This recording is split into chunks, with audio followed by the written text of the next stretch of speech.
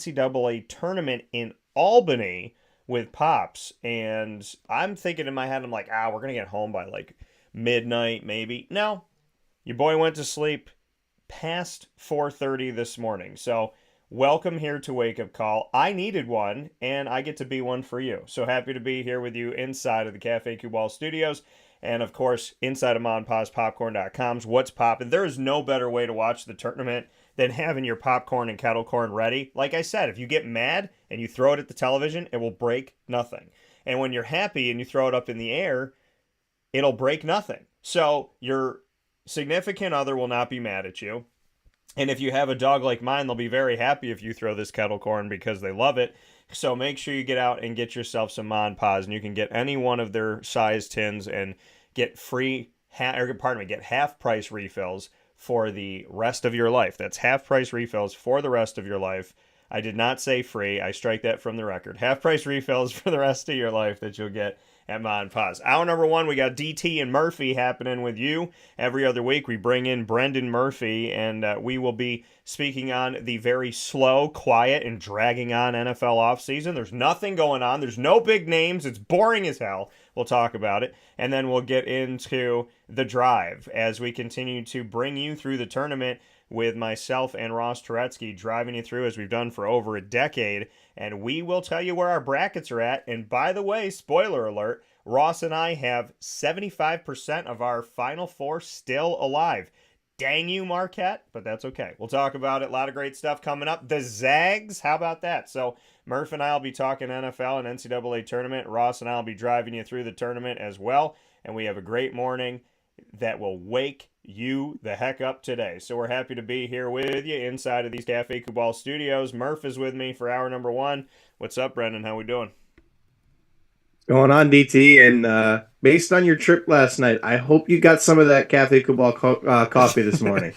dude, dude, I need some like IV. So like, but it was funny. I woke up this morning, and my initial thing was like, I was like, I'm so peaceful, and I almost felt like I was like above my body. And then I I did the double wake up. I did the initial wake up like, this pillow's so nice, and then I think a train hit me today. So like I was in a different state of mind. And today is pro day for Syracuse football. So after the show, I'm gonna be at pro day. So I gotta lock in which I mean people know me. I have no problem doing this, but I'm gonna be standing on the sideline like this. Just kind of like rocking. You know those clowns that you hit and they keep coming back? That's what I'm gonna Yep. be. And then I'm gonna go home and people are gonna be like, Dan, I didn't hear from you from 4 o'clock to midnight. Yeah, because I slept. So, Yep. I mean, the last 4 days for me, I've been watching basketball, covering basketball, and interviewing the coaches. Thank you to the NCAA tournament for the Zoom opportunity. So, I've been doing interviews in Des Moines, Iowa, Sacramento, California, Orlando, Florida, Birmingham, Alabama, Albany, New York, and so on and so forth, all over the place. And so, I've literally done Thursday, noon to past midnight.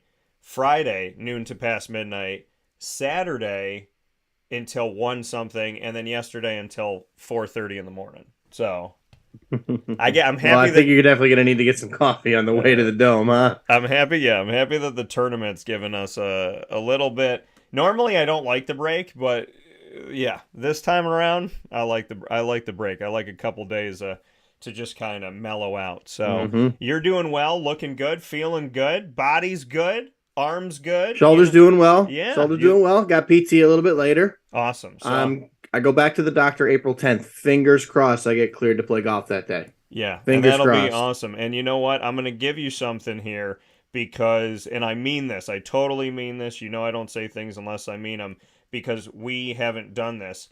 When you get cleared, you and I are setting a golf day Oh, so we can. absolutely. Yeah, and please understand, I'm like a baby who's learning how to walk. Like I don't think I'm a bad golfer, but I don't golf like you do. So, you might look like Tiger Woods and I might look like a penguin that just figured out how to waddle. And that's I just want you to know in advance. Well, remember, I coach golf for a living. So, Yeah. You're going to be like, I mean, I have students that are like you that are, don't play much or they're just getting into the game and Yeah. they're not very good, and I'm sure they would be okay with me saying that. And they're every single one of them I'm working to get them better. I got anything from a brand new golfer to a guy who recently just shot 65.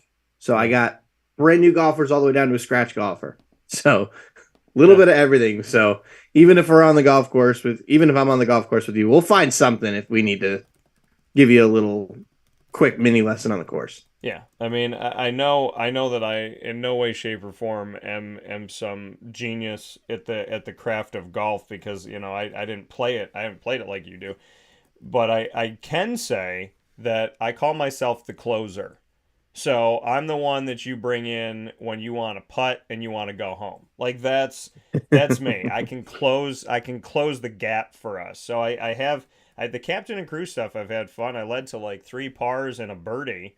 So I'm proud of that world, and I can drive it better than I think I can at times. But I have a tendency, and I know you can appreciate this. I have a tendency of picking my head up. I know that I do that.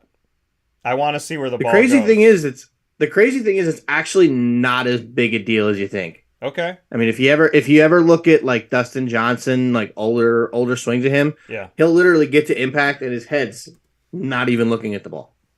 Yeah. So it's a very common misconception, and anybody who's watching that's a golfer.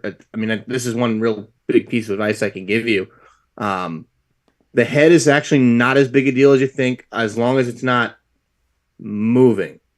So picking your head up, looking at the ball, that's actually not as important as people think it is. Okay. And I hear people on the course saying that to their friends all the time, and Yeah. I just kind of cringe every time I hear it.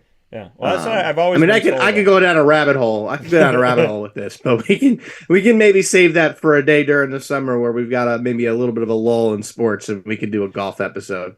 Heck, maybe if I come up there, we could do something like out on the course where I do like a mini lesson for you or something.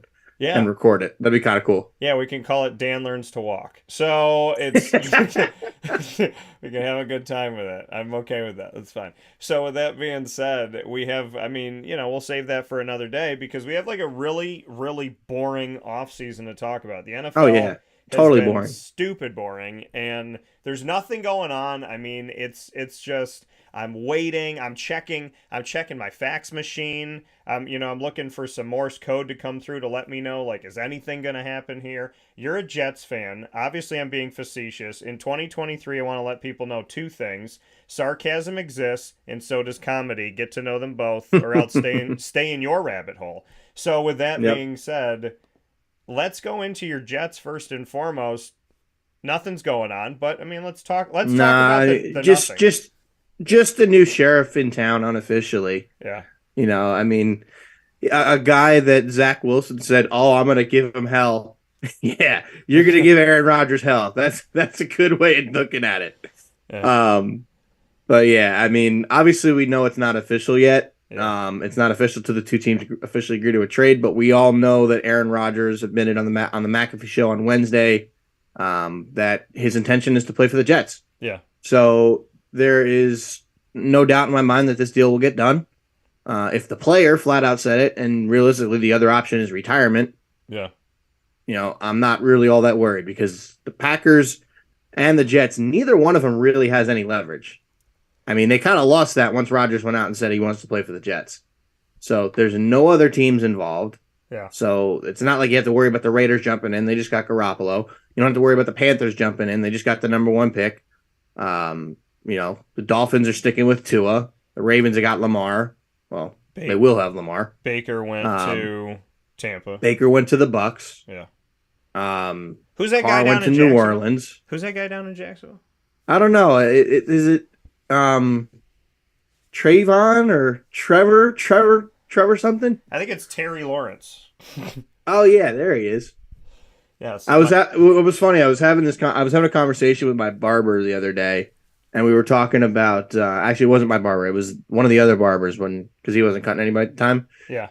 He was trying to tell me that Lamar is like a top 5 quarterback. I'm like, no, not yet. No, the hell he's not. He's got to stay healthy. He's not there yet. Yeah.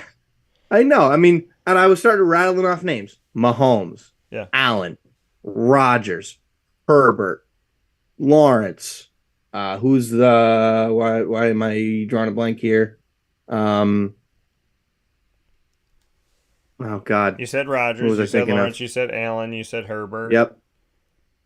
So Who am I forgetting? I would say right now, and that upper echelon, no, nobody over there. I'm trying to think. Yeah, if we go through here, I'm thinking who I would put in the top. That's a good question. Who would I put in the top five right now? The AFC South's got a bunch of changes going on. Oh, Yeah. Mahomes. You didn't say Oh, I said Mahomes. Mahomes. You said I said Mahomes? Mahomes. Oh, okay. I thought you Mm-hmm. didn't say Mahomes. Okay. Here's Mahomes, Allen, Rodgers, Herbert, Lawrence.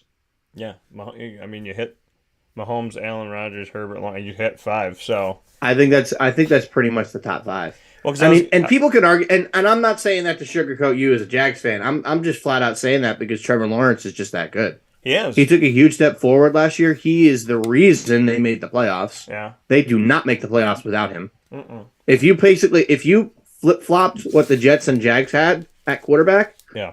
I think the Jets win 10 or 11 games, make the playoffs, and the Jags maybe win 5, if that, if they're lucky. Yeah, listen, But I'm not gonna in any way, shape, or form. I'm not gonna talk about a team without him going anywhere. I mean, he's a fantastic quarterback. What I think was mhm. funny with people asking me, do you think Trevor's gonna be okay?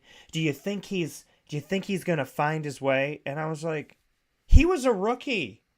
He was a rookie. Look at Look at what Peyton Peyton Manning. Manning did his rookie Yeah, year. that's we just said it at the same time. Yeah. Look at I Peyton think you owe Manning. me a beer though, Why me to you? So like because I said it first. I don't know. I'll check the tape. So I love, and by the way, love those commercials where you can throw the challenge flag. I love those. So Yeah. I would have gone back to a bunch of arguments with ex girlfriends and been like, "Are you didn't say that?" She'd be like, "No." I'd be like, "All right, cool. Let's check the tape." So I just go back because I used to say I was going to tape things because I remember stuff. So yeah, back to not getting myself in trouble. So, but yeah, Peyton Manning. I mean, you look at Peyton Manning. You look at most of them. You look at most quarterbacks. Go to the beginning of their career. You know, it's the first day that they went out there was Joe Montana or Dan Marino or Troy Aikman, where you're like, oh my God, he's the phenom. There he goes. That's it. He played 3 games and he's Hmm. going to be great forever. No, what normally happens is the guy that plays a good first 3 games, people say, oh, this is the next coming of whatever, and he's going to be fantastic. And then look what happened. A lot of those guys are gone. I don't buy into hype. I buy into show Hmm. it to me, prove it to me, let me see it. I am on record of saying the last time he won a Super Bowl, not even this time, I said if Pat Mahomes continues to do what he's doing and continues to grow and evolve and wins another Super Bowl at least, there's a chance, in my opinion, that he may be the greatest quarterback ever if he continues the upward trajectory after winning a Super Bowl in his second season. He's Hmm. now won 2, Absolutely. and Hmm. he's on pace that if he has this long career, there's criteria to what I said, but I said Pat Mahomes may end up being the greatest quarterback ever. Let's see what he does. Yeah. I mean, realistically, with Mahomes, the way I see it, I've always said that, like, obviously we know Brady's the GOAT, but with in terms of just pure talent at the quarterback position, Yeah. I've said for years that it's Aaron Rodgers has been the most talented player to ever play the quarterback position, and that's not taking anything away from Brady because he's still the greatest quarterback ever because he's won 7 Super Bowls, he's done all these things in his career that have made people love him, Yeah. and hate him in some instances, Yeah. as I did for many many years until he went to the Bucks. Um, Yeah. but the thing with Rodgers is it's effortless. He's Yeah. just been the most talented player to ever play the position. And it wasn't close until Mahomes. Mahomes has all the talent in the world. Easily could overtake Rodgers for that. And who knows if he wins a couple of Super Bowls? I mean, if he gets to 5, Yeah. I think there's a really good argument for GOAT between him and Brady. Yeah. I mean, I think there is too. I think he is arguably a more dynamic player than Tom Yeah. Brady. And Well, yeah, now, Tom Brady couldn't run to save his life. well, but I mean, we're talking about a guy who throws right-handed, throws left-handed, throws off, off his foot, throws in the air. I mean, Yep. there's things that he has Michael Jordan-esque ways that Tom Brady did Hmm. not have.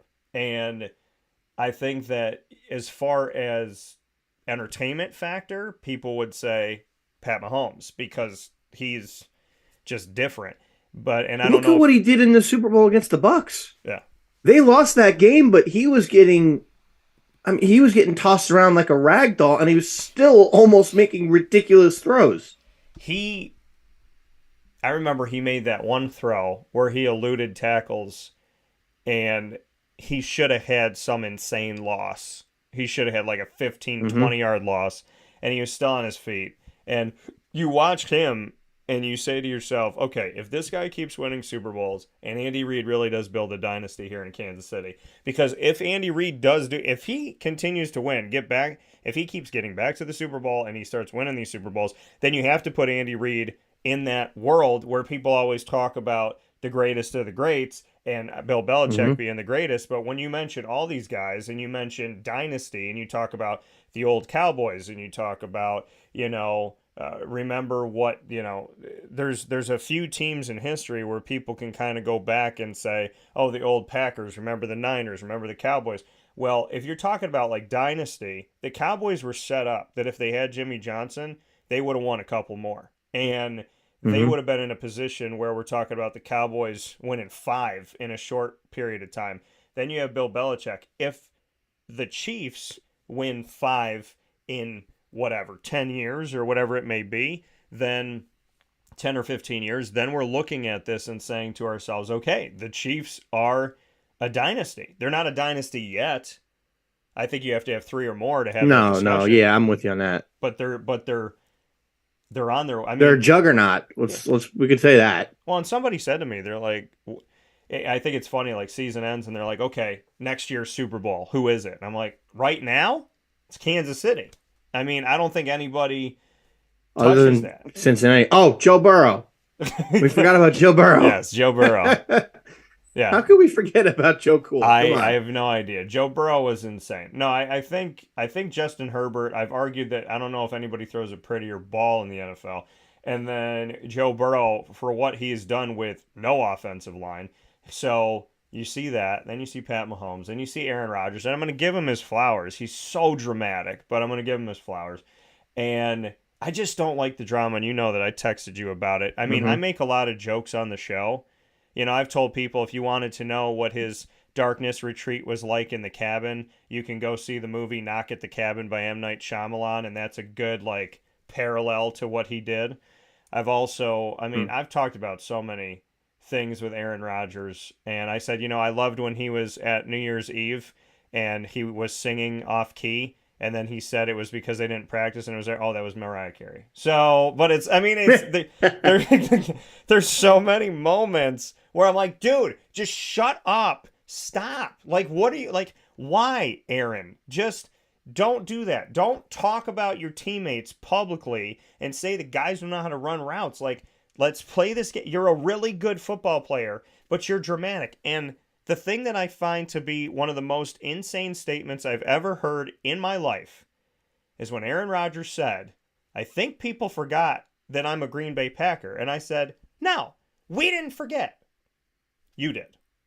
You forgot you're a Packer. You're a Packer for many years, dude. I mean, the Jets got to pick this up. By the way, I want to know if you like my plan. In order for the Jets to foot the money to be able to pay for this with all those draft picks and everybody that they got, with different things coming up, I have proposed that the two franchises in baseball that are the owners of the most expensive rosters, the Mets and the Yankees, could help the Jets pay for Aaron Rodgers.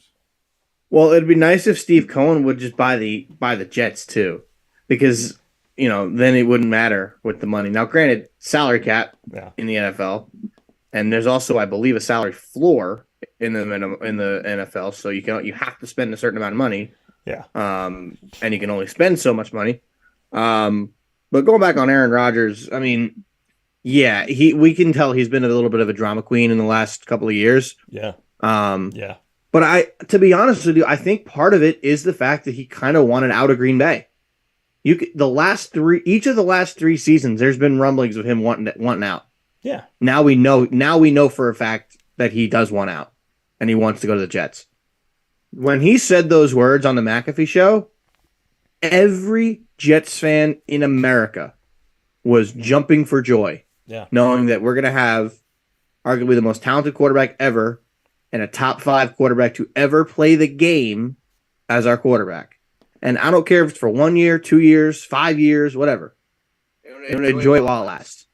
Because I was having a conversation with one of my buddies the other day, and he had asked me, what my realistic win total for the Jets is this year. Yeah. And I told him I don't think it's a stretch to say 11-6. And he actually thought that I was being a little too conservative. He was figuring maybe 12 wins. With Aaron Rodgers, they've just brought in Allen Lazard. Yeah. Garrett Wilson's coming off a Rookie of the Year season. He's only going to get better. Yeah. Once Breece Hall is healthy, you're going to have an electric run game. Yeah.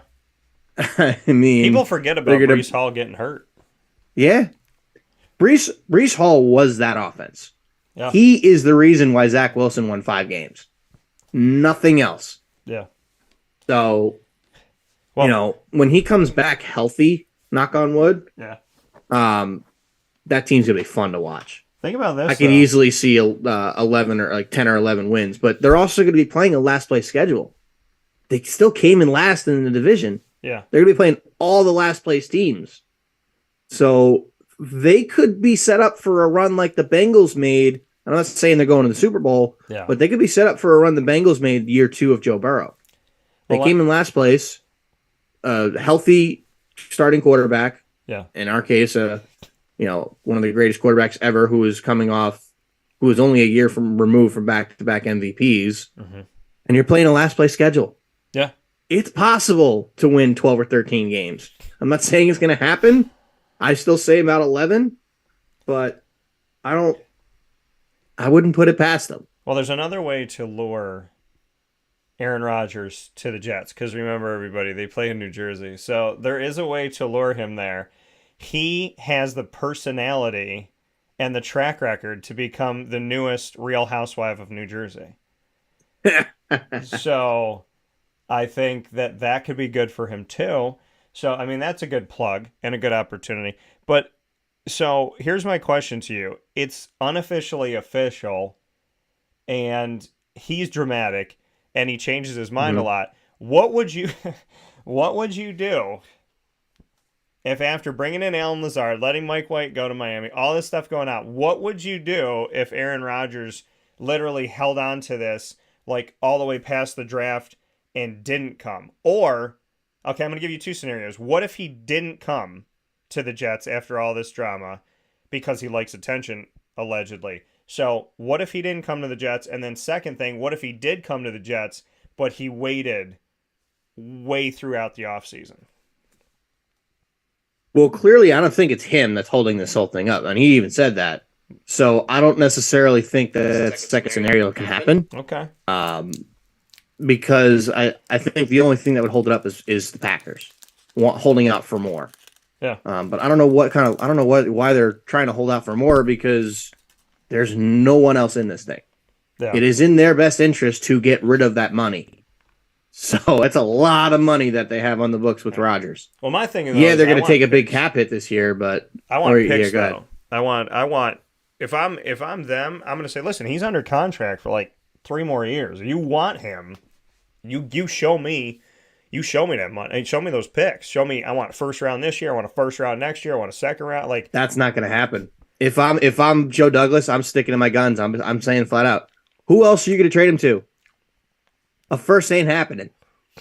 I'm more than happy to give you a second and a fourth, but a first is not happening. Okay. That's the tough part. The Packers don't have the leverage to get a first.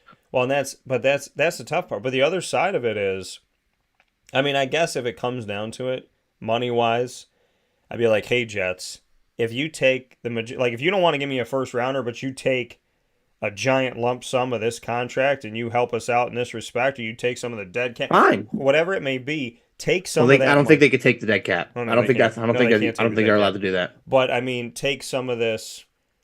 If you can take the majority of this contract where we're not paying a player that we don't have, and it's not counting against us because he's already held us hostage, if you're going to take the majority of this and we're not going to share this contract or 50-50, whatever it may be, then fine. But I agree with you that they don't have the leverage because Aaron is so public because he tries to Hmm. force things to happen. But at the same time, I want something if I'm the Packers. I want to feel like if I'm going to give up one of the greatest quarterbacks of all time, that I have something to show my fans for it. Out because yeah, if we save money as a team, the fans don't care about that. They might care a little bit of like signing Hmm. people, but fans care about picks. Show me picks. Show me Yeah. players. Show me something. I mean, this is my argument against that. Honestly, is you know, like I said, they have no leverage. They don't have any leverage. Neither do the Jets. Nobody has leverage. Bottom line. Um, but if they try and get a first round pick for him, and the Jets just say no, they're stuck with him. Yeah. He ain't playing. So you're either going to take a second Yeah. or get nothing. So, I mean, if I'm Green Bay, I'm taking what you can get. Now, obviously, we all know that they have if they trade him before June 1st, there's a huge dead cap hit. If they trade him after June 1st, it's a different story. Now, what I could see happening is something that is agreed upon, submitted to the league, and in writing it says will not officially take place until June 1st. Yeah. I could see that happening. I think they can write it like that, where the trade is agreed upon and everything, and it's submitted to the league, and it's in writing where it does not have to take place until June 1st. I'm It's fine with that. entirely possible. I'm fine with that Um, just because they, again, I mean, for two people that really seem for two an organization and a player like a marriage, they look like we can't wait to get divorced. We want to see other people. We don't mhm. want to be together anymore. And then it's like the Packers came out and had a press conference and said we bought Aaron a new ring and we're going to stay together. And it was like, no, you're not. I mean, this isn't a real marriage. And so, No. I mean, obviously they need to move this, but the amount of money that they gave him to stay there, I would say to the Jets, you want him, take his drama, take the money, take all this stuff, and get him the heck out of here. Because if we're not going to get exactly what we want, then you need to save us money. This guy held us hostage. He's your problem now. Good luck. I mean, Hmm. if that's the play, then that's the play of saying, listen, Jets, we can do this deal today, but we're gonna mark it June 1st. You're gonna pay this. I'm not gonna because I mean I remember Deion Sanders when he was playing for the Washington Redskins at the time. Deion was making money from the Cowboys and the Redskins because the Hmm. Cowboys still had him under contract. So he was getting money from two teams, and that's happened before where things cross paths like that. So, I mean, we could talk about this forever. I do want to get to some of the other pieces here, some of the other quarterbacks that dropped. Hmm. We were mentioning it. Derek Carr is going to be the quarterback in New Orleans unless Jameis Winston has something to say about it. No. But Derek Carr is going Come to on. be Derek Carr is going to be the quarterback of the New Orleans Saints, and Jameis Winston's going to be the quarterback of every team they play. So, but I mean that's reality. Good quarterback, just Hmm. lots of interceptions. So Derek Carr, New Yeah. Orleans, Geno Smith re-signs with Seattle. It looked like they were going to go out and draft somebody. Then they put Geno They out still there. might. Yeah, they might. I do believe that. I do believe that because Geno's, obviously he's not at the beginning of his career, but to see what that man did, he's gonna make $15 million a year, and most people thought he was a stand-in. I thought he was going to be a stand-in Hmm. this year. So, Oh yeah, who didn't? right. So Geno And he goes staying, and wins. and he comes back and makes this team a playoff caliber team. So you have Geno Smith, Seattle staying, Derek Carr with the New Orleans Saints.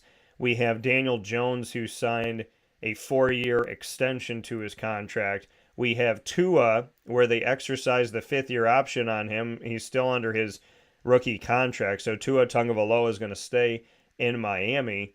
So we've seen those moves happen. We've seen Jimmy G finally drop, and he went over to the Raiders. Your guy Mike White is now in division still, but he's a Miami Dolphin. Andy Dalton is still out here in the NFL. He's at Carolina right now. And so there's been a bunch of different moves. You talked about Baker to Tampa, and PJ Walker, who was starting at times the last 2 seasons for Carolina. He's in Chicago right now.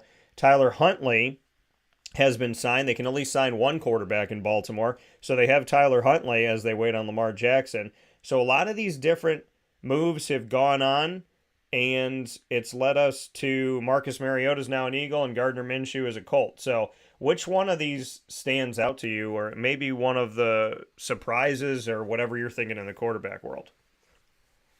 Well, before I get to that, Yeah. I just want to say thank you, Mike White, for the memories in New York. Mm-hmm. I'll never forget it. I mean, I bought a jersey because he was awesome. I mean, he's Mike effing White. That's why we loved him so much. Yeah. So wish him nothing but the best in Miami. I hope he doesn't. I hope he plays well against everybody but us. If he plays, and you know damn well with Tua's track record for getting his head blown off. Yeah, he'll probably be on the field at least a couple times this year. And then hopefully for his sake, he stays healthy as well. I think the one that I thought was the most, I think the best fit out of the non-starters, so out of your outside of Carr and Garoppolo, I think any of these five quarterbacks that are talked about, 4 quarterbacks that are talked about, are ready to start right now. None of them are. The only one that's maybe ready to start right away is going to be C.J. Stroud. But even then, I wouldn't necessarily do it right away. So Andy Dalton is perfect to groom C.J. Stroud. And it's not like Dalton has to play for a full season. Give him half a year. Or even if you want to start Stroud right away or whoever they end up drafting at number 1 now, you got a good veteran behind him. It's not like Andy Dalton was a world beater, but he had a good, long career. And he understands now that he's no more than really like a backup or a fill-in starter. Because he did it with Dallas and with New Orleans. But I think that's a perfect fit for them because it's like I said, good veteran quarterback who has plenty of starting experience. Yeah. That if you want your quarterback to sit behind for a little bit, you can do that. And I think that all of these teams that are going to draft quarterbacks this year should sit their quarterback behind somebody. The only exception might be Houston because they don't really have anyone to sit them behind. No, I mean, Davis Mills is young, but he can do some things out there. Yeah. He just needs the right, I don't know. Houston's needed coaching. They need everything. Every position. And Bill O'Brien left them an absolute mess. Yeah, he did. That's just the bottom line. Ultimately what I would say with like that is obviously Panthers with Andy Dalton's a good move. Yeah. Colts with Gardner Minshew I think is a good move as well. They're going to be sitting at number 4. I'm not sure where they're going to go with that. They may still try and trade up, maybe go to the number 3 to the Cardinals to see if they can get somebody to see if they can avoid somebody leapfrogging them. And then you look at the starters. I think Geno going back to Seattle makes sense because I think he works in Pete Carroll's system. But I really hope that they draft Anthony Richardson.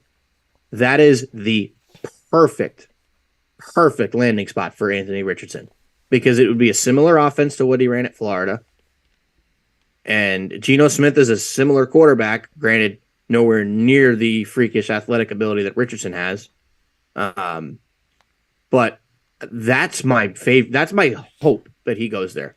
Because, you know me, I'm a diehard Florida fan. Yeah. So I got to watch Anthony Richardson for years. Yeah. I know he is not ready to start. And he will not be ready to start for a couple of years. Yeah. So he's got to sit behind somebody who's a similar style quarterback to him that can show him the ropes. And I'm not saying Geno Smith, again, is not the greatest quarterback in the world, but Geno had a good year. Yeah. Geno's been around the block. He's been around the league. He's a professional now. So I think he's the perfect mentor for Anthony Richardson. And I really hope he ends up there. But I have a weird feeling that some team is going to go crazy over Anthony Richardson and, he may end up going number 1 or number 2 or something like that. And he'll get thrown out to the Wolves. He's got a cannon for an arm. He's a freakish athlete. He can run like crazy. Yeah. Heck, he ran a 4.4 40 for a quarterback. Yeah. Which is ridiculous. And he broke all sorts of combine records for quarterbacks. But he is not ready to step into a starting role right away. No. So if a team recognizes that, like even if he does go number one to the Panthers, Yeah. he has to sit behind Dalton for at least a year. My concern At is least a he year. could go to Houston, and Houston will be like, "Yeah, I know. you're gonna play right away," and it's like, I know. yeah, That is the absolute worst situation he can go to. yeah. That would honestly like be. I would compare that to the Jets drafting Zach Wilson. Not ready for the NFL. Not ready to start right away. I mean, Bryce Young makes the most sense for Houston though. yeah. I mean, Houston. I mean, but it is. I mean, Houston has had. When they say Houston, we have a problem. No, Houston has 99 problems and a win ain't one. So I mean, it's like Mm-hmm. they are all types of disheveled, and their arguable like shining light is sixth round pick and a 2023 fifth round pick, number 161 overall. So Cooks within these last yesterday, Brandon Cooks was traded to the Dallas Cowboys, so very recently here. So we know Cooks has been moved. I'm looking at some recent moves here. So Brandon Cooks to the Cowboys in a trade. Adam Thielen, who Minnesota just let sit out there, he's a Carolina Panther now. That could be Love really, that, by the way. yeah, I was going to say that could be really sneaky good for him and them. My guy Trey Herndon is back with the Jaguars at corner. I'm really happy that they signed him for another year. You got arguably one of the best boots in the country, Greg Zerline, hanging with the Jets Brought for him a back. season. Yep. So, yeah, looking for that. Donald Parham, one of my favorite players from the last iteration of the XFL, he is sticking around with the Chargers. He was one of the guys on my list of 3 to 5 guys that I thought from the XFL should go to the NFL, and he's been with the Chargers ever since. He just signed a 2-year contract to stay with the Chargers, so I want to show him some love for that. Mike Gesicki, 1 year to go be with the Patriots. They've had Jonnu Smith, they've had Hunter Henry, now they have Mike Gesicki. So that's an interesting world there. Little bit, Really good move for them. it is a good move for them. Little shocked that the Dolphins would let that go. And then looking at some of these other moves here in recent time, Cameron Brate has been released by the Bucks. Darren Waller, a Giant now, and Darren Waller was arguably the best. Great trade. Yeah, he was one of the best receivers, if not. No, I think I said not this year, but the last couple of years before Devontae got there, I called Darren Waller the best receiver, despite being a tight end, best receiver in Vegas. And then Jordan Akins, who I covered from UCF, he's now a Cleveland Brown. So he leaves Houston. Good for him. And because of everything going on down. Listen, no offense to Houston. It's a fantastic city. I love Houston. I love the Houston Cougars.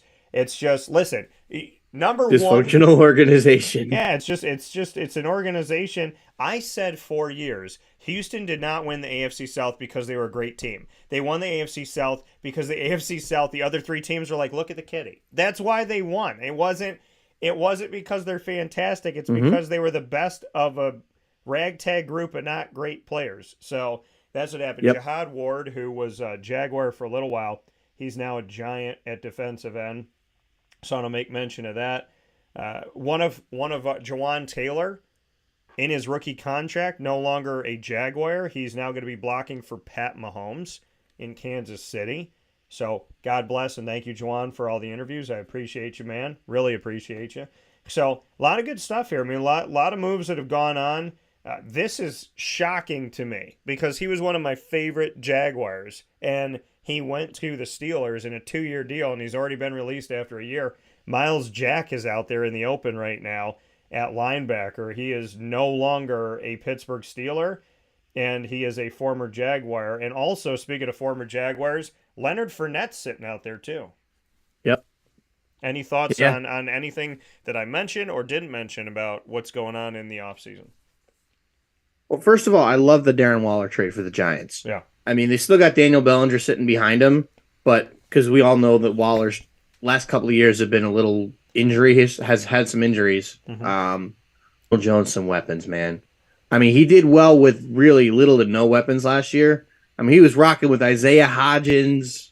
Oh God, who else was in their receiving core at the end of last year that beat the Vikings? I don't even know who some of these dudes were.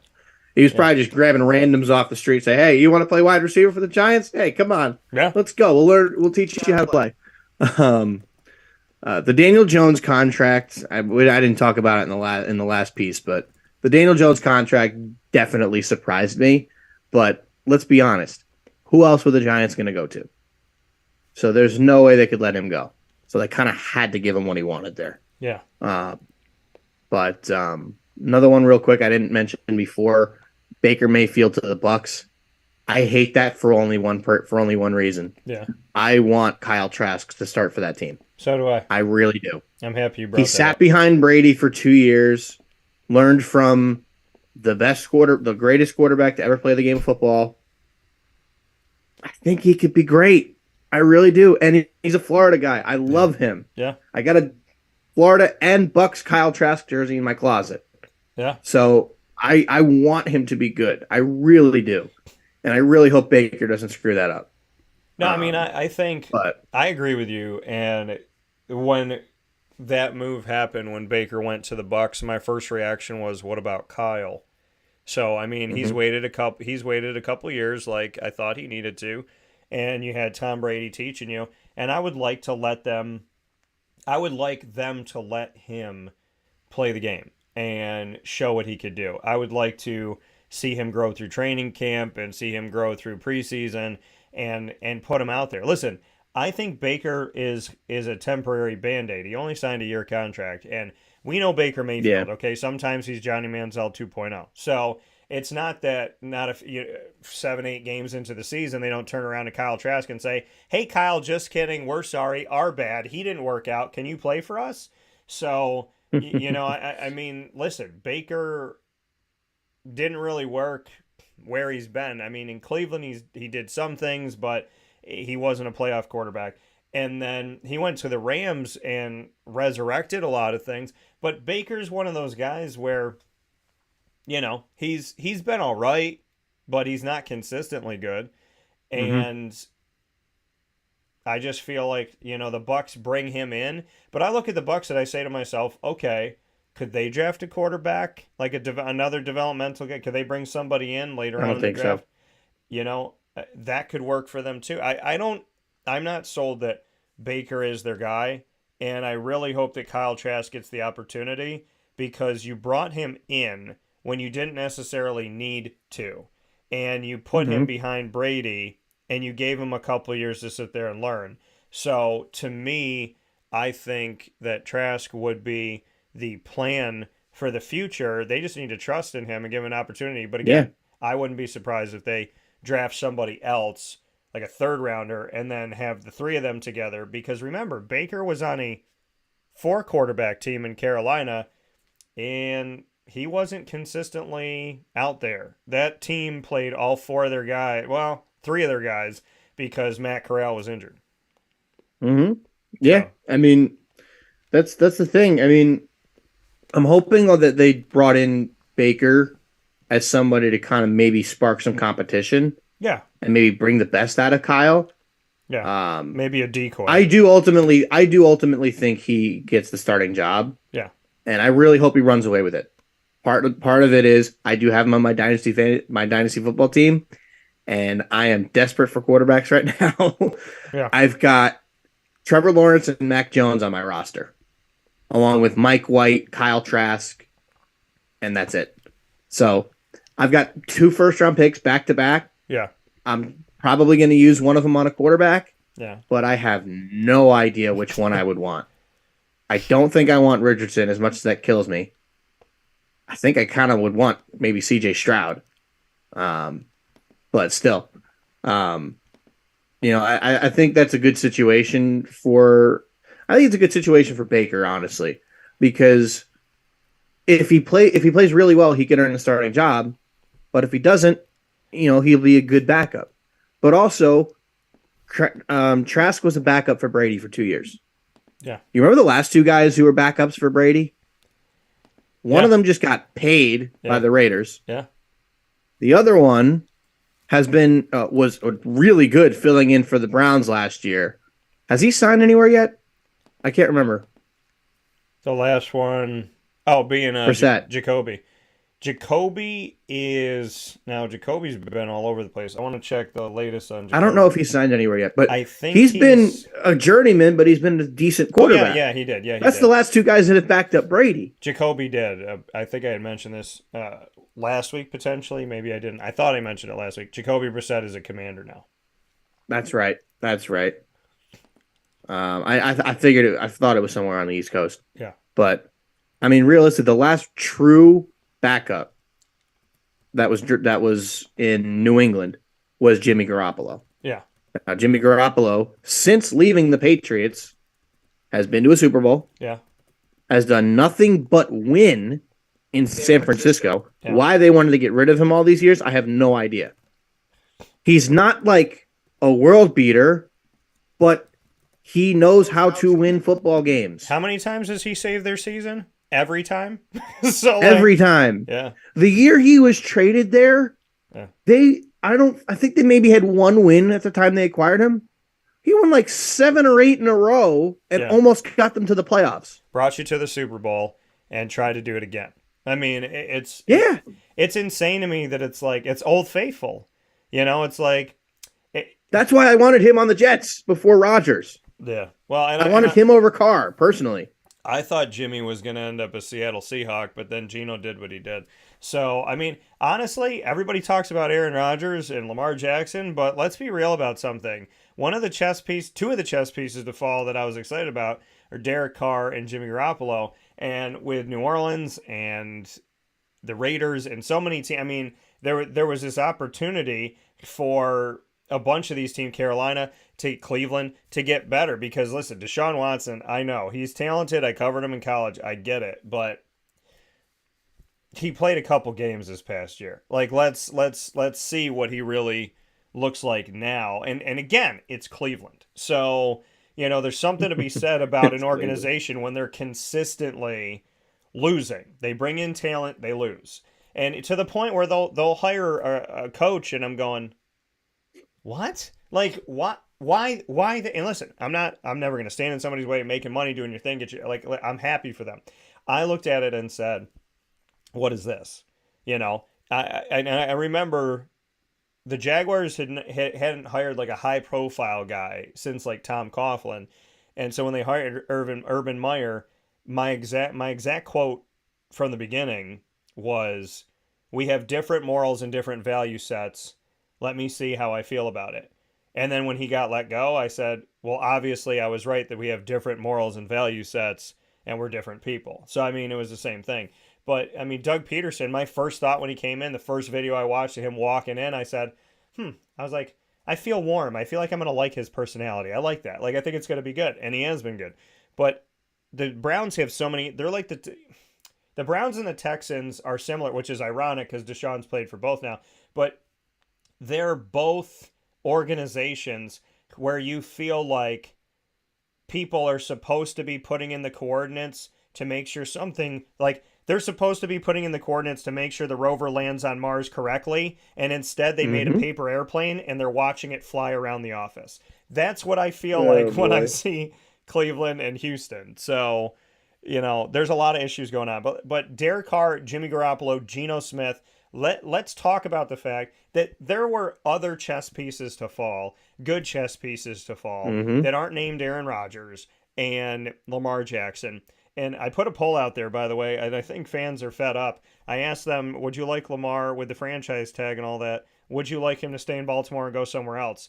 The overwhelming majority of you were like, please just go somewhere else. And so, and I feel bad for Lamar. I mean, listen, top 5 quarterback money? Not yet. Not yet. Not yet. But it's okay. Lamar Jackson is a huge part of the reason why that team is relevant. When he doesn't play, they're obviously not. He's the only reason they're relevant. Right, and they're not going anywhere. So obviously he means something to that team in a big way. And they built a whole offense around him, and they bring in quarterbacks behind him that are like him. So I feel like if Baltimore loses him, they lose their current identity. So they need to do something about that, and I know he has some leverage with that. At the same time, I would say Lamar, if I was his agent, which I know he doesn't have one, but if I was sitting with him and I was his agent, I would say, Lamar, listen, I'm all about you getting your money, and you're the face of this franchise. I know that. I get that. You could bring us to the playoffs for the next 5 years. But, you can't ask for top five money when you've been hurt like this. That's my Mm-hmm. only issue. You can't ask for that money when you've been hurt like this. If if you can prove over the next couple of years you can stay healthy, then maybe we write into the contract that we look back into this, or maybe we backload it and they're willing to give you more money in the third, fourth, fifth year of this extension if they can see these things from you. Because if he stays healthy, then yeah, I could talk about top 10, maybe 6, maybe 5. We can talk about that if he stays healthy, but he hasn't stayed healthy. I mean, remember Robert Griffin came in as a top 2 pick, and Robert Griffin got hurt all the time. And Robert Griffin, tremendous player, but he got hurt a lot, and then eventually he just faded Mm-hmm. away, which was sad. I don't want to see that happen for Lamar, but Lamar has to understand something. Yes, you have leverage, but there's a bunch of chess pieces that are moving. There's quarterbacks coming in this draft. So you don't want to be caught in a situation where you end up accepting the franchise tag and then you got to do it all over again with Baltimore. You also don't want to be caught in a situation where you sit out for a year, because we saw what Yeah. happened with one quarterback that did that, Yeah. and we've seen what happens with people that just plain don't play, Yeah. not injury related or anything. I mean, yeah, it can give them time to heal up and everything, Yeah. but I mean, all I can say about Lamar, I have never liked Lamar. I've never, um, I always thought he's a little bit of a clown for thinking who the heck he is. Um, he's not that good. I mean, everyone, like I told you, like we talked before the show, um, that I was having that. Well, it was actually during the show. We talked about I had that conversation with my barber about him being a top 5 quarterback. Yeah. I struggle to say he's even top 10 realistically, because he does not throw the football very accurately. He has a cannon for an arm, but can't use it effectively. All he can really do well Yeah. is run. Yeah. He is a poor man's Michael Vick. And we all remember what happened to Michael Vick at the end of his career. He fell off a cliff fast, Yeah. really fast. I mean, he was great with Atlanta. And obviously we know we had the legal issues, the dogfighting issue, and I mean he's a scumbag for that. But he comes back and plays for the Eagles and is good, not great. And then he fell off a cliff. He signed with the Steelers, signed with the Jets, and didn't really do anything anymore. Yeah. That's what I'm expecting to see from Lamar. He's going to fall off a cliff very quickly, especially with his injury history. So if I'm Baltimore, I want to get rid of him. Yeah. I would probably try and say, any team that if they want to try and sign him to an offer sheet, listen, we'll give him to you. We'll take those 2 first-round picks and you can have them. Yeah. But then keep in mind, Baltimore is going to be, I think what Baltimore should then do is take those 2 first-round picks. If you want to keep the same offense, take those 2 first-round picks, trade up, and go get Anthony Richardson. Yeah. Well, that's been a thought. I mean, that is a thought. See, this is the thing that I'm not gonna say that Lamar is a poor man's Michael Vick. I think he's different, and I mean, Michael Vick. People forget Michael Vick had a cannon. Yeah, he had a little. He had a cannon and he was accurate. He had a gun. So he had some things going on there, and I agree with you. What he did with dogs is deplorable, and he should have been never allowed to play in the NFL again. Should be in jail. But it's because that's just a different world and a sick world that he lived in. I don't even know what type of. I don't even want to know what creeps into your brain to think. Don't even want to know. No, I don't want to know. So I never want to know that. But so with Lamar, listen, I've covered Lamar since he was in college. I've been in the same room as Lamar when he was at Louisville doing interviews with him and Coach Bobby Petrino at the time. I like Lamar Jackson. I've defended Lamar Jackson. Sometimes I felt like I was the only person defending him when he came into the NFL as a quarterback. And I think that I said Baltimore is going to change this. They're going to build around him. He's going to be the guy. He's going to be the face. They're going to let him start first year, this, that. So, I mean, it's all come to fruition. But right now, it's just a dicey place of the longer you wait and the more you do this, it's like, again, another quarterback holding a team hostage. And if you're John Harbaugh, and within the last couple of years, now listen, he probably saved John Harbaugh's job. But at the same time, if you're John Harbaugh right now, you're thinking to yourself, okay, how many more years am I going to coach? We got back to winning a bit now. But do I go into this draft and bring in a different guy and just say, okay, this is what my offense is going to be now and stop crippling myself and go back to something else? I mean, the longer Lamar waits, the more, if I'm John Harbaugh, I start thinking to myself, I've built this whole offense around him. Do I have to? Can I go get somebody else? Can I train somebody else? I've done it before. I could do it again. I didn't have a Lamar a few years ago. I know what life is like to have a quarterback that's not Lamar. So I think the longer these two sides wait, the more dangerous that cliff can be and the quicker it comes for Lamar Jackson. And that's what I'm concerned with, because I think he's more talented than maybe, you or a bunch of other people give him credit for. But I'm looking for leadership. I'm looking for consistency. I'm looking for availability, which comes from health. And right now, Lamar, if you're bringing me to the AFC Championship game and we're vying for the Chiefs to get to the Super Bowl, let's talk big money. But we're getting to the playoffs and we don't have you. And so that's where, if you want that big money, you got to bring me to the playoffs and you got to make me believe we can win a Super Bowl. You got to win more than this many games in the playoffs to be worth that kind of money. Hey, don't be coming after Tony. I'm just saying. Don't come after Tony Romo like that. Don't disrespect the man. So, listen, I hated Tony Romo as a player, but I love him as a broadcaster. Oh, so that's good. Tony Romo has my respect now because I love him as a broadcaster. Good. I'm happy he. But yeah, but if we take a step back and look at Lamar and his career as a whole, up until last year, you and I had the same amount of playoff victories as him, 0, and he won one last year. Okay, good for him. And they lost this year. He didn't even play. He has one playoff win. One. Yeah. Did Deshaun even have a playoff win in Houston? I think he has one. Okay, he might have one. But still, the only reason why Lamar is expecting a fully guaranteed contract over $200 million is because some rapist got one.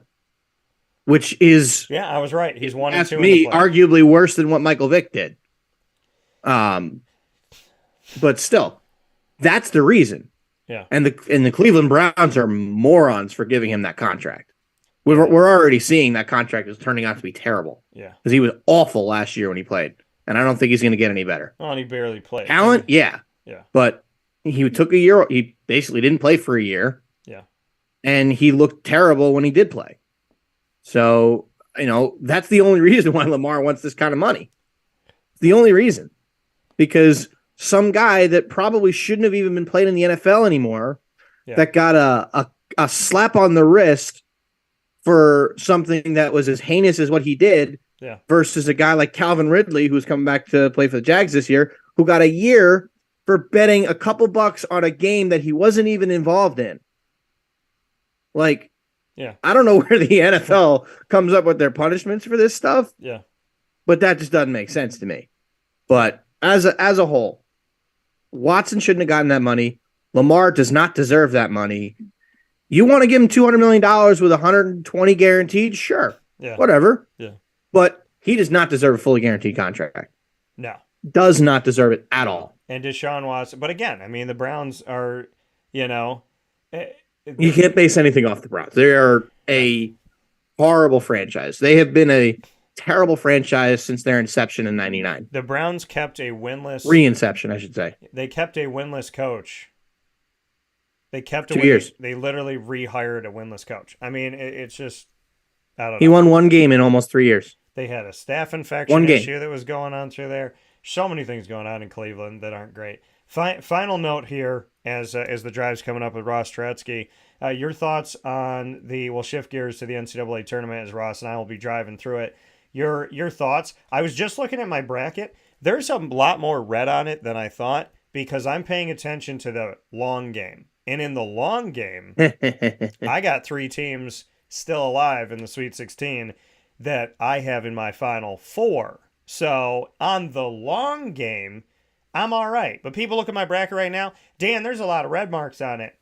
Yeah, there's more than I thought there was, but Alabama, Houston, Gonzaga, thank you. Marquette, I was shaky on it, and I went against that man that I say you can never go against. So I didn't listen to myself, and I paid for it. So shout out to Tom Izzo. Yeah. Your thoughts on So your one of my I mean, granted, I have a few. Yeah. One of my brackets I'm looking at right now is one of my pools. I had Marquette in the championship game, losing to UConn. Yeah. But I had them in the championship game, beating Alabama to get there. So that one's not doing quite as well. My champion's still alive, but my other pool, my bracket's doing really well. So let me kind of take you through this one a little bit. Okay. So I had Arizona in the Sweet 16 in that bracket. Yeah. I had Baylor to the Elite Eight. Yeah. They're both out. Yeah. But other than that, I had Kansas in the Elite Eight. They lost. I had Purdue in the Elite Eight. They lost. I had Marquette in the Elite Eight. They lost. But my entire Final Four is still alive. Yeah. I had Alabama, Tennessee, UConn, and Texas in this one. So just kind of looking at it, I actually had Providence making a deep run. I was hearing rumblings about them all bracket season long about them being a sleeper, like a Cinderella type team. Obviously, we know that didn't work out. But I mean, other upsets that I know I had picked VCU over St. Mary's. That didn't happen. Yeah. I did pick Penn State over Texas or over Texas A&M. Yeah. Let's see. I had Pitt over Iowa State. I had that too. Some people didn't even other than Princeton and Fairleigh Dickinson, there weren't really a ton of big upsets. Oh well, Furman too. Yeah. But let's give Fairleigh Dickinson a shout out though for what they did in this tournament. I watched the end of the game last night. Yeah. Holy smokes! I mean they fell apart in the last 5 minutes, and you know it can happen when you're a 16 seed going against a decent team in Florida and FAU. But still, caps off to them. They should not have even been in the tournament. They did not win their conference championship, but by a technicality, they made the tournament. Here's a crazy, right? So they're a team of destiny. Here's a crazy thing, though. Fairleigh Dickinson and FAU yesterday, I said this was David versus David. It wasn't David versus Goliath. It was two Davids, right? You got Fairleigh Dickinson, who is a 16 seed, and they are one of two 16 seeds in all of history with UMBC. Shout out to the America East and shout out to the Northeast Conference for these two teams. And then here's FAU that had never won an NCAA tournament game. So keep in mind, folks, everybody's focusing on Fairleigh Dickinson, and I understand, but you need to focus on FAU as well, because FAU went from never winning an NCAA tournament game to being a Sweet 16 team. Never winning a tournament game to 360 plus schools and making it to the Final 16. So, and they beat a really good Memphis team. And you talk about like weird things and whatnot. I don't know how many people on your roster have to call timeout, but Memphis called timeout a lot. When there's a little bit to go, a few seconds to go, guys on the ground, one guy's screaming timeout to the official, another guy's screaming timeout to the official. And if I'm Penny Hardaway, that's a timeout. I mean, and he said that after. He was like, because I talked to him after. He was like, listen, if they call timeout, it's a timeout. So that should have been their ball, which means that FAU should have never gotten the ball where they got the layup and they won by a point. So I'm proud of FAU and I'm happy for FAU and they finished the game and the officials are not their fault. But I will say Penny Hardaway has every reason to have a gripe with the fact that that was not even FAU's possession. And I'm not against FAU. Yeah, I'm definitely. not saying that at all. I'm saying we're talking basketball here. And I'm going to have an official who's been in the game for decades on the show tomorrow, Mike Kitts. And we're going to talk about all the questionable calls that have been kind of circled here. And one of them is going to be, how many players does it take to call timeout in college basketball? Because I mean, apparently Yeah. I don't know that. By the way, too, yesterday, this is crazy. This is in the Miami. Was it in the Miami game? I think it was in the Miami Indiana game. Where was it? Miami Indiana or was it the first one? I'm trying to think now. I had to go back to it. So it was Miami Indiana and the UConn. Oh no, it was UConn St. Mary's. St. Mary's. So UConn. It was going to be a shot clock violation, but St. Mary's stole the ball. They're in a fast break. The official blew the whistle because the shot clock went off, and St. Mary's is already at half court. They blew the whistle, stopped the fast break, and made St. Mary's take the ball out.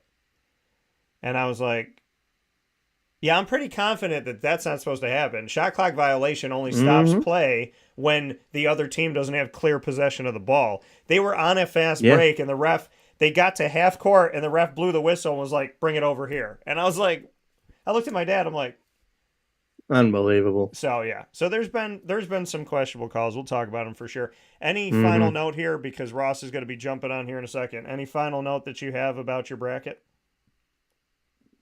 Go UConn. That's all. I mean, I got UConn and Alabama in the championship in this bracket. So at this point, let's go UConn.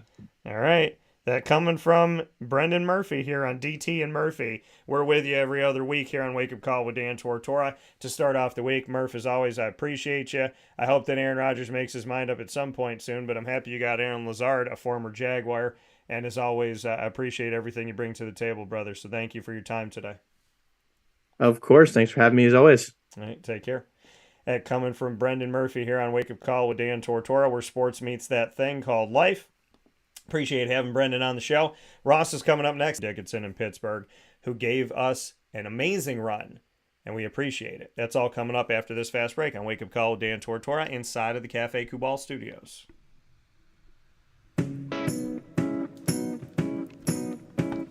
In these unique times, there are those in our community that give us a sense of normalcy and positivity. Pizza Man on 50 Oswego Street in Baldwinsville has been here for you for over 35 years and is here now. Call 315-638-1234 or order online at pizzamanbville.com to bring those familiar tastes into your home. And remember to come see our monthly on-site broadcasts centered around the community and our Baldwinsville beats. Pizza Man in Baldwinsville. Any way you slice it, they are always here for you.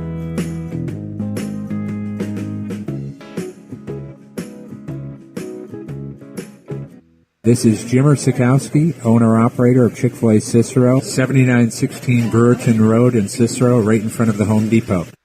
I had a deep feeling that God wanted me to do something bigger with my life and to help people, help others. I kept putting Chick-fil-A in my life, and I realized as I was going through the franchise selection process that positively impacting the lives of others was really core to what we do here at Chick-fil-A.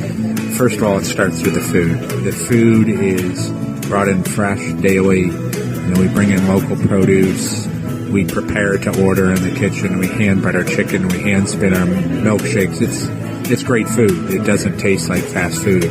I think the second thing is the way people feel when they come in a Chick-fil-A restaurant. It's different. We try to treat people with intentional kindness here, which is very different and deeper than good customer service. And so I think it feels remarkable for most people to come in a Chick-fil-A restaurant. And then lastly, the impact that we try to have in the community is very different. It's a big part of the expectation of every operator of a Chick-fil-A restaurant is that they're actively engaged in their community, they're a leader in their community, and they're making a difference. When they realize that what we're striving to do is to shine a little light in their life, that's a very, very different experience than you will have in any other quick service restaurant. And it's that remarkable experience that I think people will emotionally connect with. I'm George Townsend of Honda City with some good advice when buying a new car. The true cost of owning a new car is determined by the appraised value when you trade it. No vehicle appraises higher than a Honda. Next, look for low APRs and deep discounts. You also want low maintenance costs and great fuel economy. That's why my advice to you is to buy a new Honda. Looking pre-owned, visit our Honda Certified Used Car Center. Honda City, 7140 Henry Clay Boulevard, Liverpool, or HondaCity-CNY.com. It would be a pity if you don't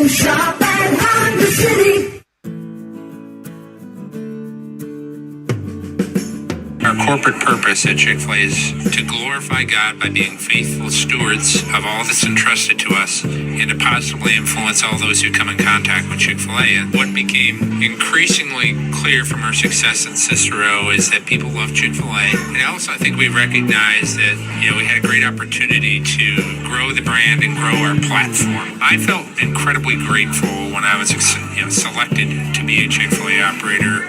I think what it's meant for me, what I've come to realize on a very deep level is that this is a calling for me. It's not a career. It's not a job. The Lord called me to be a Chick-fil-A operator and to use these restaurants to glorify Him and to positively influence other people. I'm blessed. I'm very blessed. Head to Chick-fil-A Clay on 3974 State Route 31 in Liverpool, New York. What's up, my good people of the internet? We're back here on Wake Up Call with Dan Tortora, hanging out with you where sports truly meets that thing called life. Ross Turetsky joining me here as he does throughout the year and as he has done for many years with The Drive. We started this a long time ago when we were pre-recording it and putting it up on the internet, and now we are live here on youtube.com, facebook.com, both /wakeupcalldt. We're on wakeupcalldt.podbean.com with our live streaming radio. We are all over the world. We're also on facebook.com /livenowdt. So we have a lot of ways of connecting with you as we have grown through history with The Drive. And we came to you last week and we unveiled our brackets. Now, coming to you this week, we're taking a look at our bracket update, seeing where we're at. So let's bring Ross into the broadcast, my better half of The Drive, and my nephew LJ in the background. What's up, buddy? How you doing? Very good. Hopefully LJ doesn't go too crazy. As I said last week, he's a very combustible young man at 3 years old, but we got some Paw Patrol on, and we're ready to rock and roll. And as I forgot to say as we entered the show, Jamie! So welcome to The Drive. Yes. Very excited. We're down to 16 teams. The Sweet 16 is here, and starting Thursday night. Here we go. Yeah, no, this is great. It's awesome, and I love the tournament, and as people know, and I love the first couple day. I love the round of 64. Noon. I say noon to midnight. It's past midnight now. And then when you look at the next round, the round of 32, you still get that feeling. You still get that noon to midnight because it's almost midnight when Miami finished up last night. Or pardon me, yeah, no, it was past midnight. So first game starts at 12:15 on Saturday for the round of 32. And then yesterday the game started at noon with Pittsburgh and Xavier. And so we actually were in a position where it was the same type of situation where even though there's less games and they're spaced out a little bit, you still have noon to midnight for 4 straight days. And I loved it, and it was awesome, and I've been able to... You got to go to it, too. And imagine that, a bonding experience. You talk about, I love baseball. That's my all-time favorite sport. It's like a field of dreams when having a catch with your dad. You got to go to an NCAA Tournament matchup, a couple of them, in Albany, 2-hour drive. He's told me he got back at 4 o'clock in the morning. You're on 3 hours of sleep. You're ready to crash. Yeah. But you got to experience that with your dad. That's a heck of a bonding moment with father and son at NCAA Tournament March Madness basketball games. And that's something that most people don't ever get to experience together with their dad. So that's something that you can cherish forever for the rest of time. And that's a cool thing. You can never get back those experiences. You got to enjoy them in the moment and make the most of them. No, I mean, listen, I want to thank the NCAA, and I want to thank the teams, the student athletes, the coaches, the SIDs, the ADs, the support staff, everybody working on this tournament. I want to thank the groundskeepers, literally everybody everywhere for the tournament. Number one, getting to spend it with my dad and getting to have this special moment. Like I said, I've covered the NCAA tournament for many years, but I've never sat in the best seat in the house until last night with my dad and being able to sit next to him. So that an awesome moment. And then you add in the fact that the NCAA tournament during COVID times allowed us to go virtual, and they still, with having people on site at the press conferences, they still allow there to be virtual press that are accredited media. And so I have had the honor, the privilege, and the pleasure, and there's more videos that are going to go up today. But if y'all aren't already subscribed to YouTube, which I don't know why you're not, I would love for you to do that. So more than happy to welcome you here. Talk to the Yeah. Gonzaga coach, Mark View. I know you've been looking up to for a long time. The guy who went from the underdog legend that could to now having a powerhouse, goes to the Sweet 16 and above that almost every year. Usually challenges for the Final Four. And you got to talk to him in the press conference, so that's a pretty cool experience as well. Yeah, he was one of my white whales and on my bucket list of coaches. So if you go to youtube.com/wakeupcalldt, where some of you are watching and listening live, you can see our library when you subscribe, and you'll see that I had the opportunity to speak with Grand Canyon, Bryce Drew, who hit the big shot for Valparaiso years ago, and his student athletes, Mark Few of Gonzaga, one of the bucket list coaches I wanted to talk with. Also, Dusty May, who led his team to their first ever NCAA tournament victory, and now they're in the Sweet 16 with FAU. This is crazy. If I would have talked to this guy once, which I did a couple of years ago, once would have been more than enough. And by the grace of God, Penny Hardaway has been on the show many times. So Penny's back on there for Memphis. I got to talk with Bobby Hurley of Arizona State. Jamie Dixon, I reunited with after covering him for so many years at Pittsburgh. Now at TCU. Brian Dutcher, getting to interview him of San Diego State. Big time shout out to them. Norm Roberts, talking with him, the assistant coach at Kansas, and prayers and obviously well wishes to Bill Self and his loved ones.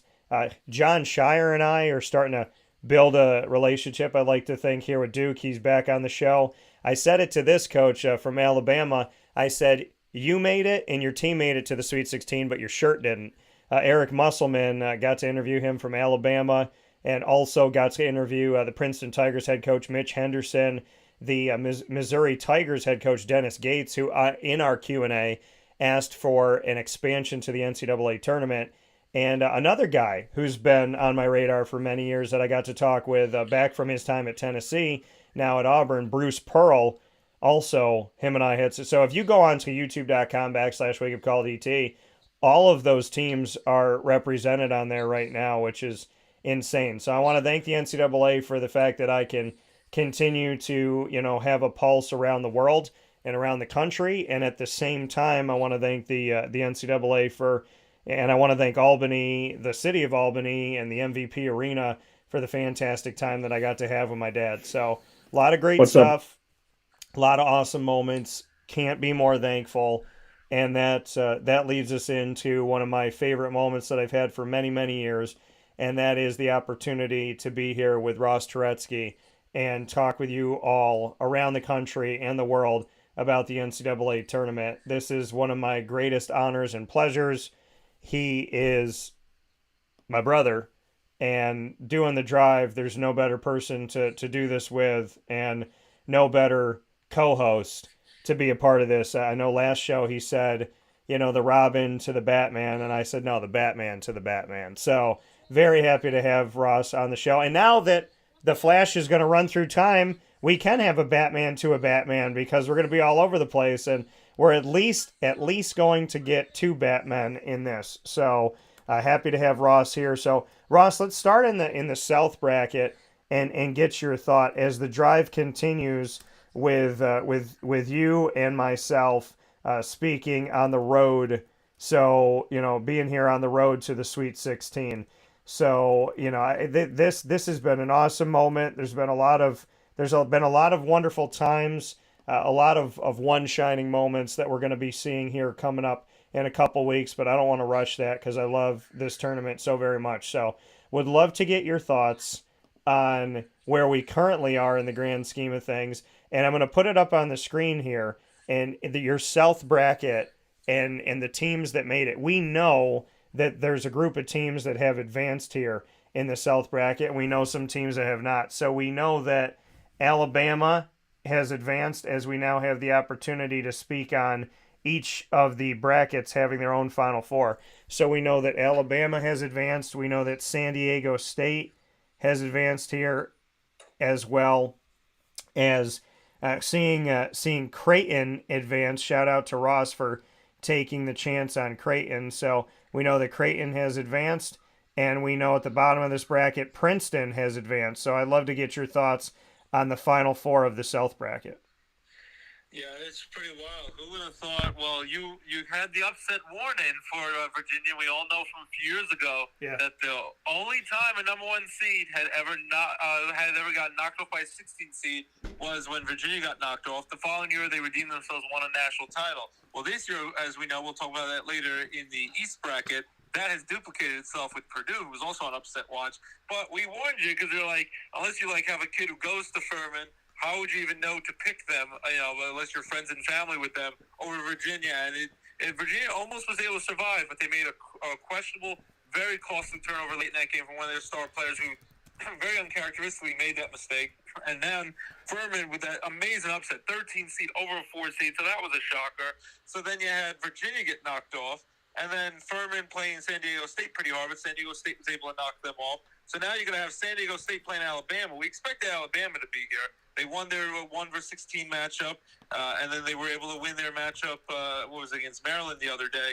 But Alabama's where they're supposed to be, but who would have thought San Diego State survived the 5 versus 12 seed potential upset threat, because there's a lot of 12 seeds that knock off 5 seeds. They beat Charleston. Then we're able to beat the Cinderella team Furman, who no one would have thought would have beaten Virginia. So that was surprising that Virginia, when you know that they're so much in danger of getting upset before, and it's happened in recent history, you would think they would be on high alert, and they still got it happens to them. We mentioned that on our show the other week, and we're like, they really need to put away Furman early, because if you give them a chance, bad things can happen. Same thing happened in the other bracket with Princeton. So you give these little Cinderella teams that you think are, no match to you, bad things can happen. Remember, these schools that are like, quote unquote, what people think are the lesser mid-major type schools, they have players who've been there for 3-4 years who stay the duration of their college eligibility. Where a lot of the top teams have one-and-done players, the majority of their star players.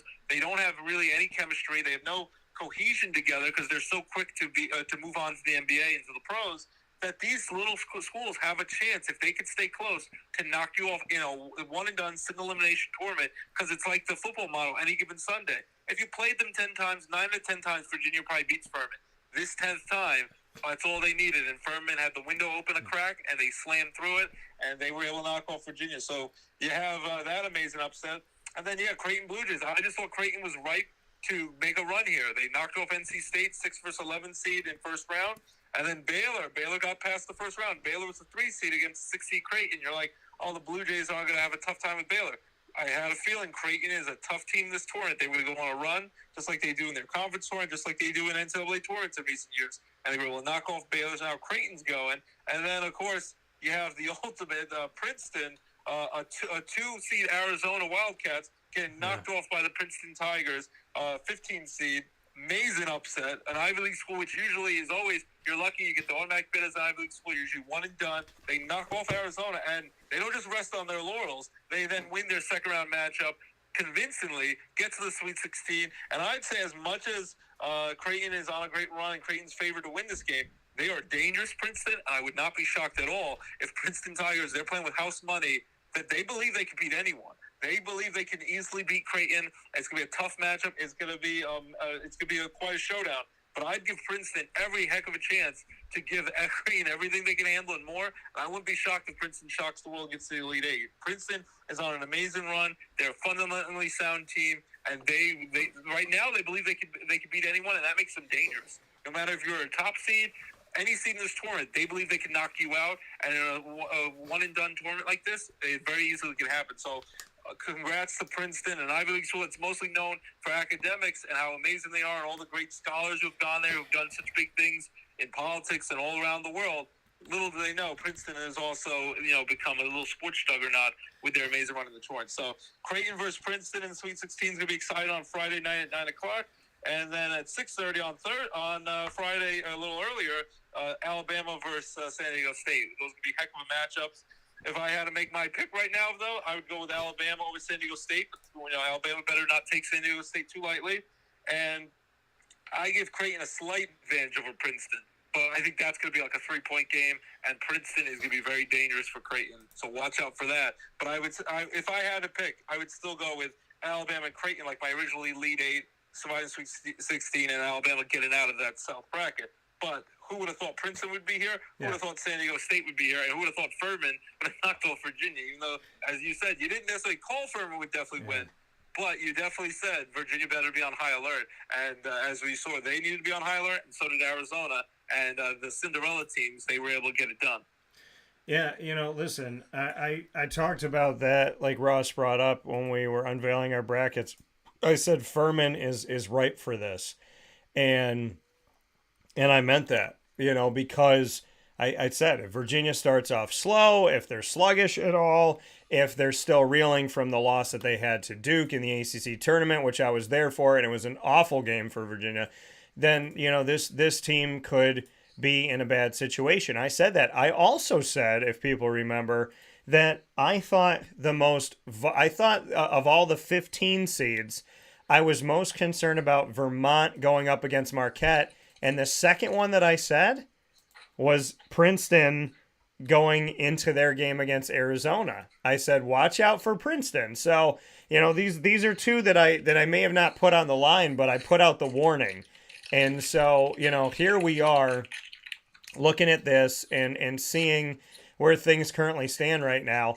And I'm not surprised in Alabama. Obviously, I picked them to go. I'm not surprised and I'm going to tell you this, I'm not surprised in Creighton either. I wanted to pick Creighton. I know Ross picked Creighton. Creighton's one of those teams where it's like, okay, if I pick them, there's a chance that this team could fall, right? You could pick them. You're not picking them, then they were going to succeed. It's usually that way. Yeah. You pick them, they end up screwing you over. If you don't pick them, then they find a way to get it done. Right. And that was the thing, is it's like I wanted to pick them. I really did. I wanted to pick Creighton. I respect Creighton. I like watching Creighton. I went out and saw them in the Big East tournament this past season, and I have a lot of respect for Creighton. I do. And people that follow me know that that there is definitely respect here for a team like that. And maybe people don't know as much because maybe I don't talk about it as much. But, Creighton to me is one of those teams that I think flies under the radar, but they deserve respect. And in deserving that respect, I have had the screen up of showing the Final Four teams in the South region. But now when I turn the screen back on, y'all are about to see something on my head. I got this last year, for those of you that don't believe me. I got this last year at the Big East tournament. Of any hat I could have gotten, of anything I could have done, this is the hat I got. So for those of you that don't believe that I believe in Creighton, this is the only hat that I bought in New York City when I was there at Madison Square Garden, was this Creighton hat. I have been a supporter and I have believed in them because I think they're like that where Gonzaga was years and years and years ago. Not that they're going to do what Gonzaga did, but that all those years ago it was that team where people are like, do I pick them? I kind of want to pick them. It's a feel good. They're an underdog. Creighton is one of those teams that every year in the bracket, it's like Wisconsin. If I pick them, they lose. If I don't pick them, they win. So I guess Creighton fans, you could be happy that I didn't pick you. But I just wanted to put this hat on here to remind people that I have supported, hoped, and wanted the best for Creighton. And it's one of those things where I have to be a broadcaster and look at things, but I really wanted Creighton to win this game. And I said that to my dad. I said, I really want Creighton to win the game.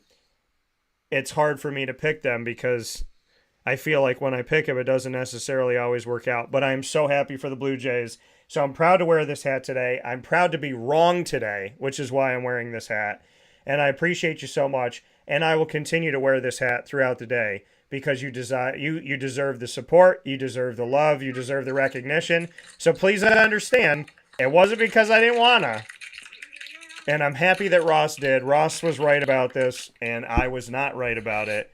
And I'm happy to be wrong today as the Creighton Blue Jays are moving on. So, yeah, I mean, am I surprised? I mean, listen, we know that no matter what, Creighton or Princeton are going to be in the Elite Eight. And I know that Creighton plays in the Big East, and Princeton plays in the Ivy League, and maybe a lot of people don't pay attention to the Ivy League, which I think you should. But Princeton and Creighton, one of those two teams is guaranteed in the Elite Eight. I think that's one of the best stories of the tournament. By the way, I want to shout out the fact that everybody was out there about Fairleigh Dickinson over and over and over again. But where was the love? I guess it's not a shout out. I guess it's a question here. Where's the love for Princeton? I was watching the Princeton game live. I've taped every game. They're all on my DVR. I'm going to go back for the next 3 days and watch all the games again, probably, so that I feel like there's been games on all the way from now till Thursday, because that's me. And Lily enjoys it, so we're good. But the thing is Princeton, when they won in real time, the broadcasters sounded like they just woke up from a nap.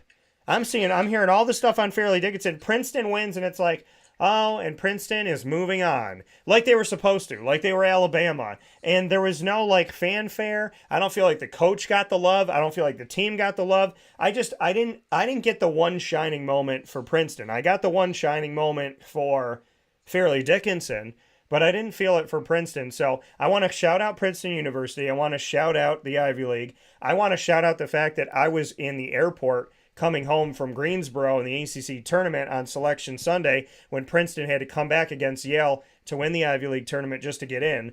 So I want to shout out Princeton there because they caught my eye then. I want to shout them out for beating Arizona, who I didn't have going far in this bracket at all. And I want to shout out them for making it to the Sweet 16. I also question why people didn't get more excited. You have one of the greatest calls, arguably in the history of the NCAA tournament, and it felt like Princeton was an ex-girlfriend that they didn't want to be happy for. So it's like... And I get it. The 16 seed shocking a number 1 seed. This is but come on, it's a 15 seed. It's the largest really margin of victory ever by a 15 seed. Ironically, 15 points.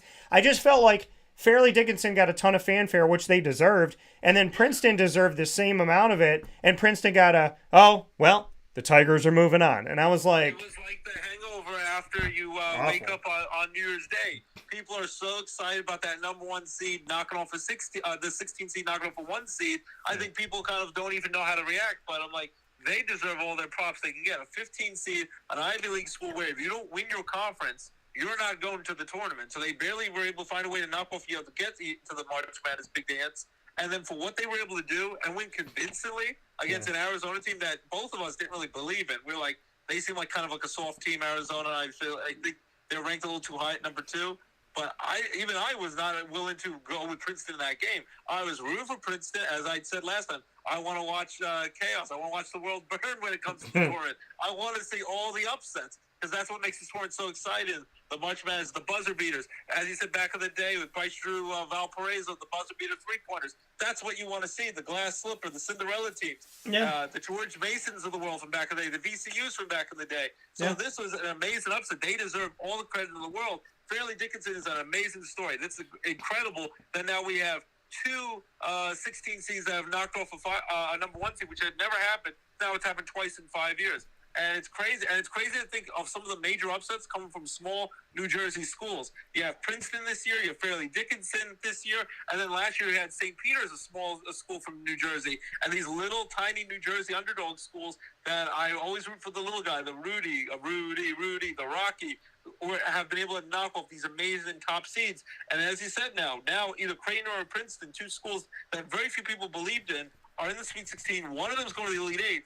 And one of them is just one upset away from the Elite 8 from going to the Final Four and crashing the Final Four party in Houston, Texas in another week, and very well could win a national title. I know that seems insane to drink that Kool-Aid, but hey, they're about to be the Kool-Aid man, smash through the brick wall, and they might be able to find a way to be cutting down the nets when it's all said and done.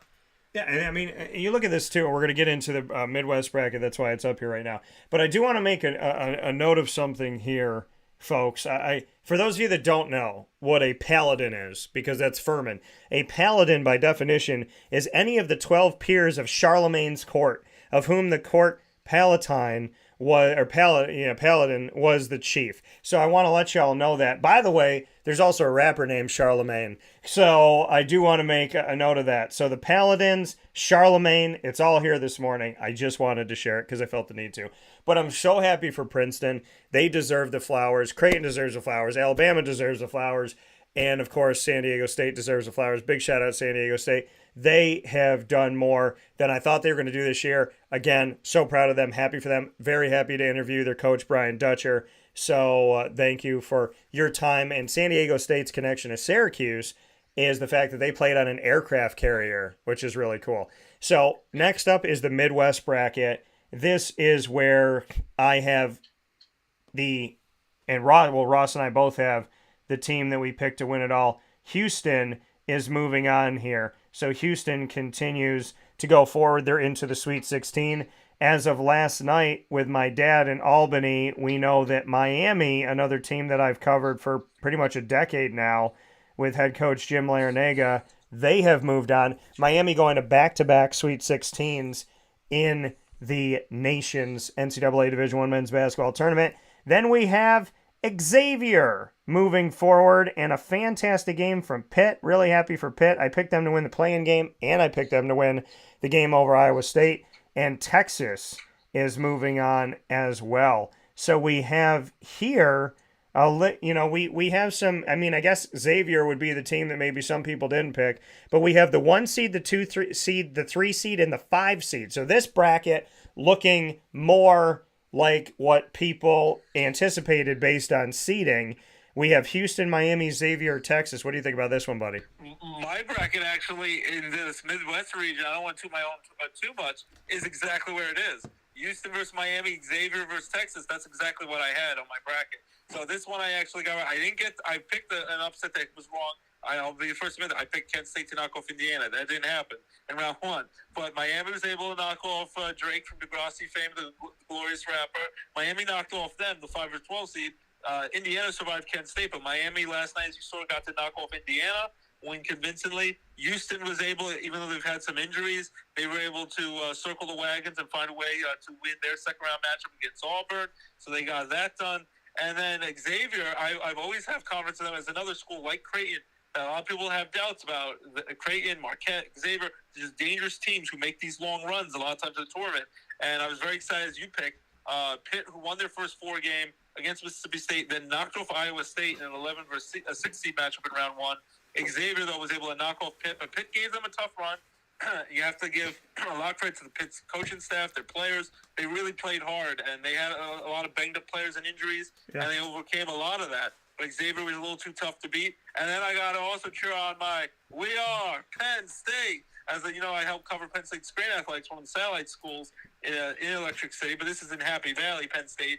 First time in the tournament in 12 years since 2011. They were going to make it in 2020, but as we know, everything got shut down. The whole world got shut down because of the pandemic, so that was unfortunate. So 12 years, a dozen years before they got back to the tournament, and this was their first win in a tournament in 22 years, and that was a game, I think they played North Carolina in one of those games in the tournament, and Julius Peppers, who might be a future NFL Hall of Famer, played for that North Carolina team in 2001. That was the last time Penn State had won an NCAA tournament game, was in 2001, 22 years ago. So it's crazy how long of a wait it was, but Penn State, and I picked this one right, was able to knock off number 7 seed Texas A&M. They didn't just win. They blew them out. They crushed them by double digits. So Penn State was able to crush the Aggies in round 1. That was great to see on Thursday night. And then they gave Texas a heck of a run